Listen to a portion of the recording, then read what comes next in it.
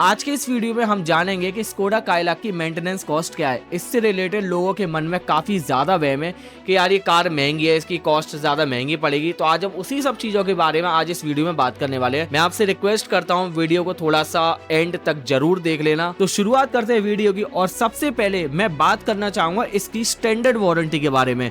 Extended warranty पे आएंगे, लेकिन उससे पहले स्टैंडर्ड की पता चल जाए तो कंपनी इसके अंदर आपको 4 साल 1 लाख किलोमीटर तक की आपको इसके अंदर स्टैंडर्ड वारंटी देती है। सबसे मजे की बात, ये पूरी की पूरी स्कोडा लाइनअप के साथ है।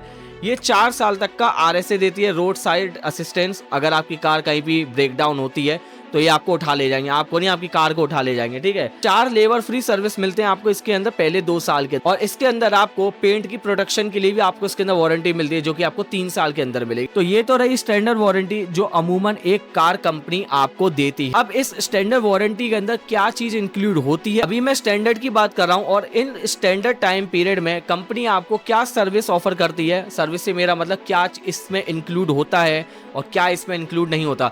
तो इसमें इंक्लूड वही होता है जैसे आपका गियर बॉक्स हो गया, इंजन से रिलेटेड हो गया, जो कि महंगे जो कंपोनेंट होते हैं, इलेक्ट्रिकल मामला पूरा का पूरा हो गया। एक तरीके से आपकी 80 से 90% कार ना आपकी इसमें कवर्ड होती है।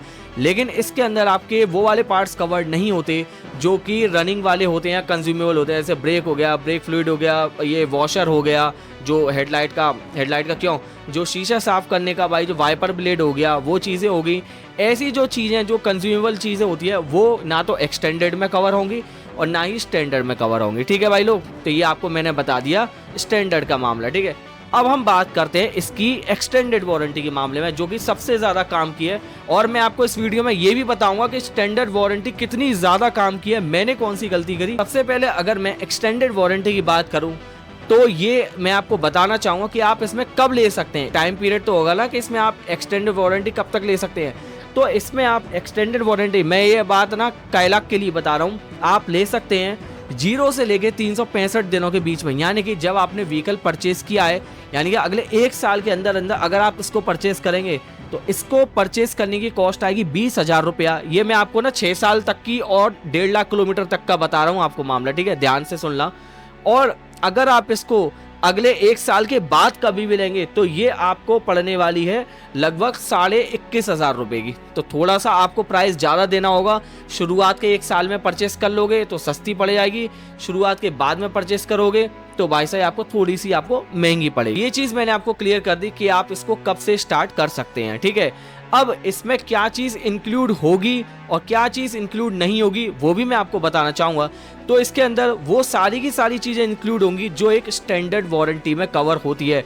ब्रेक ऑयल, ब्रेक फ्लूइड, और ये ब्रेक से रिलेटेड जितना हो गया, इंजन ऑयल हो गया, एयर फिल्टर हो गया, AC फिल्टर हो गया, ये सारी की सारी वारंटीज तो इसके अंदर कवर होंगी। साथ में एक्सटेंडेड वारंटी में आपको इंजन से रिलेटेड, इंफोटेनमेंट सिस्टम से रिलेटेड, इलेक्ट्रिकल मामले से रिलेटेड, ये सारी की सारी चीज़ें भी आपको इसके अंदर कवर होंगी, ठीक है। मैं आपको जो इंसिडेंट्स बताने वाला हूँ वो ये है कि भाई लोग, मैंने जब अपनी अपाची परचेज करी थी ना, तो मेरे हिसाब से उसकी स्टैंडर्ड वारंटी जब तक थी मुझे याद नहीं आ रहा, लेकिन वो उसके एक्सपायर होते ही ना मेरी बाइक के इंजन फट गया। उसका ऊपर वाला जो हेड सिलेंडर है ना वो फट गया। जब मैं मैकेनिक के पास लेके पहुंचा तो मुझसे ये बोलते हैं कि आपने इसकी एक्सटेंडेड वारंटी ली थी। मैंने कहा भाई साहब नहीं ली थी। तो जब मैंने नहीं ली ना तो मुझे उसका भुगतान करना पड़ा, ठीक है। तो मैंने उसका जो भुगतान किया, जहाँ तक मुझे याद आ पा रहा है, 6-7 हज़ार रुपये मैंने पे किए थे। ये बात है 2015 की। अब आप खुद सोचो, अगर मान लो आप स्कोडा की काइलाक ले लेते हो, स्टैंडर्ड वारंटी के निकलने के बाद अगर इंजन में कोई मेजर प्रॉब्लम अगर आ जाती है, इंजन हो गया, गियर बॉक्स हो गया, इलेक्ट्रिकल वाले मामले हो गए, इंफोटेनमेंट सिस्टम हो गए, इनमें अगर आपकी कार में दिक्कत आ जाती है तो भाई इसका भुगतान आप ही को करना पड़ेगा। ये ध्यान से सुन लेना। तो ये एक्सटेंडेड वारंटी में सारी की सारी जो इंजन के जो कोर कंपोनेंट होते हैं ना, टर्बो चार्जर भी इसमें इंक्लूड है, जो इंजन के कोर कंपोनेंट होते हैं, जिसकी कॉस्ट अगर आप पे करोगे तो बहुत ज्यादा आएगी, वो सारी की सारी चीजें इस एक्सटेंडेड वारंटी के अंदर आपको इंक्लूड होंगी, ठीक है। प्राइस मैंने आपको बताई दी है। इसमें क्या चीज इंक्लूड नहीं होगी, वो वही चीज इंक्लूड नहीं होगी जो भाई जनरल वियर एंड टियर वाली है। जैसे ब्रेक हो गया, ब्रेक फ्लूइड हो गए, वाइपर वाले ब्लेड हो गए, और इसको आप कह सकते हो क्लच प्लेट्स हो गई। ये सारी की सारी चीजें ना रनिंग कॉस्ट होती है, इनकी कोई भी कंपनी आपको वारंटी या गारंटी कुछ भी नहीं देती। तो इसका तो भाई साहब पैसा आपको देना पड़ेगा, ठीक है। अब अगली चीज, ये किस किस केस में एक्सटेंडेड वारंटी आपकी वॉइड हो सकती है। तो उस केस में वॉइड हो जाएगी अगर आप अपनी कार बाहर से सर्विस कराते हो तो भाई ये सारी की सारी चीज़ें ना आपको तभी सुविधा मिल पाएगी जब आप अपनी कार की जो सर्विस है वो आप ऑथराइज स्कोडा के शोरूम से ही कराओगे। ऑब्वियस सी बात है यार, ये हर कोई मतलब ऑटोमोटिव कंपनी यही करती है कि आपको उसी के सर्विस सेंटर से कराना पड़ेगा, तभी आप ये सारी की सारी सुविधाएं ले पाओगे। ठीक है, अगर आपकी कार में चूहे खा गए हैं, मैं पहले बता दूं बहुत बड़ा मेजर कंसर्न है, अगर आपकी कार में चूहे वायरिंग कट कर गए हैं तो क्या उस केस में स्टैंडर्ड वारंटी का फायदा मिलेगा? तो जी हाँ भाई लोग, बिल्कुल भी नहीं मिलेगा। चूहा काटने के केस में भी ये आपकी स्टैंडर्ड वारंटी या एक्सटेंडेड वारंटी जो है वो आपका काम नहीं कर पाएगा। ठीक है, क्या आपकी कार अगर एक्सीडेंट हो जाए तो क्या स्टैंडर्ड वारंटी काम करेगी? तो बिल्कुल भी नहीं काम करेगी भाई लोग। इस केस में भी आपकी स्टैंडर्ड वारंटी या एक्सटेंडेड वारंटी कुछ भी काम नहीं करेगी।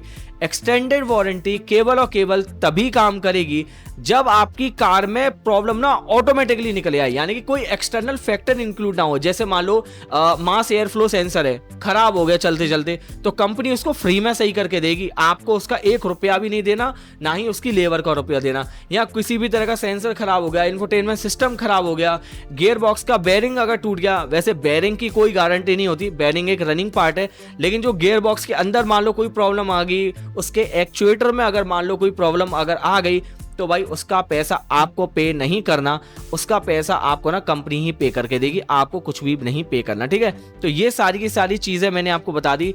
इसके अलावा मैंने कुछ एडिशनल इंफॉर्मेशन भी दी है कि स्कोडा कायलाक की जो एक एडिशनल जो इंफॉर्मेशन होती है ना, एडिशनल इंफॉर्मेशन से मतलब जो इसकी जो रनिंग कॉस्ट होती है वो भाई उसमें कितना ज्यादा इसमें आपको खर्चा करना पड़ेगा, तो वो भी मैं आपको लगे हाथ बता देता हूँ। जैसे अगर मैं बात करूं तो इसका जो इंजन ऑयल है 677 रुपए का, ये 1 लीटर की प्राइस बता रहा हूँ। इसके अंदर मेरे हिसाब से 3.5 से लेकर 4 लीटर डलता है।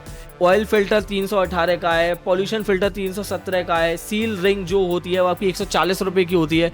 तो ये ऐसे छोटे मोटे कंपोनेंट है जिसके आपको भाई पे करने पड़ सकते हैं, आपको पता भी इसके बारे में होना चाहिए। ठीक है, तो ये रहा पूरा का पूरा मामला एक एक्सटेंडेड वारंटी का और स्टैंडर्ड वारंटी का, कि आपको इसमें क्या इंक्लूड होता है क्या इंक्लूड नहीं होता। अब सबसे बड़ा क्वेश्चन मैं आपको फिर बता देता हूं, एक्सटेंडेड वारंटी में ना ये सारी की सारी जो स्टैंडर्ड में जो मिलती हैं वो सारी की सारी ऑलरेडी कवर्ड है, ये मैं आपको पहले ही क्लियर कर देता हूं। कहीं आप ये सोचो कि भाई क्या एक्सटेंडेड वारंटी में केवल वही चीज देखने को मिलेंगी, गियर बॉक्स या इंजन से रिलेटेड, ना ना ना, एक्सटेंडेड वारंटी में स्टैंडर्ड वारंटी भी इंक्लूड होती है, ये बात आपको पता होनी चाहिए। ठीक है, कुल मिला के बात यह है कि कंपनी ना आपकी कार का देख रेख करना चाहती है, अगर आप उसको पैसे दोगे तो वो आपकी कार को जैसे स्टैंडर्ड में कवर करती है ऐसी आपकी एक्सटेंडेड में भी कवर ही करेगी, तो ये आपकी जेब पे इतने ज्यादा भारी नहीं पड़ेगी। एक चीज जो मैं आपको बताना चाहूंगा वो ये है कि ये मतलब फर्स्ट सर्विस या सेकंड सर्विस या थर्ड सर्विस की कॉस्ट आती कितनी है। तो इसमें पहली सर्विस तो आपकी फ्री होती है, दूसरी सर्विस 4,190, तीसरी 8,000, चौथी 6,990, पांचवी 11,670। तो भाई ये जो सर्विस है ना ये इतनी ज़्यादा महंगी नहीं है। अगर आप इनकी एक्सटेंडेड वारंटी को आप पकड़ के रखोगे ना तो ये कार आपकी जेब पर ज़्यादा से ज़्यादा प्रभाव बिल्कुल भी नहीं डालेगी। लेकिन हाँ, एक बात बता दूं, अगर आपने एक्सटेंडेड वारंटी नहीं ली और इन केस अगर आपकी कार में या इंजन में या गियर बॉक्स से रिलेटेड अगर कोई प्रॉब्लम आ जाती है तो भाई साहब उसका फटका बहुत ज्यादा है, मैं पहले ही बता दे रहा हूं।